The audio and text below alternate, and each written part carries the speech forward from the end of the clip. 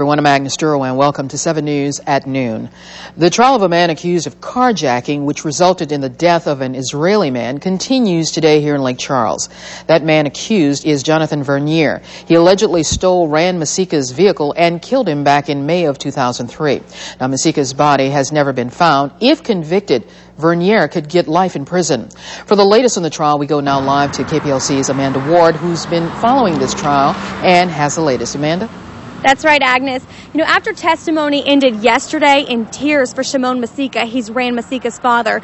Today, court picked up exactly where we left off yesterday, but this time the father, Shimon Mesika, was able to keep his composure. He began talking about the credit card records, and that's just the first of many evidence that was listed today. In the credit card records, he began to talk about how he said his son would never use that much money without permission from his father. He said they had a great communication, in which case he never would spend money without his father's permission. Whenever they first heard that money was being taken off of the Visa card from the company, that's when they first got a little bit of hope, thinking that Rand was still alive. But it wasn't until the card company told them that it was $5,000 a day between San Diego and Miami being used. That's whenever they learned that it was not Rand using this card, and it must be another suspect.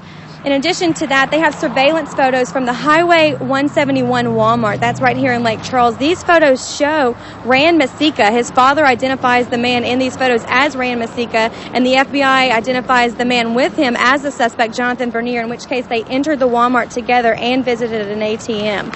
Now, in Key West, Florida, that's where the suspect, Jonathan Vernier, was originally arrested. He's accused of posing as Rand Mesika. There's several witnesses who noticed Rand Mesika.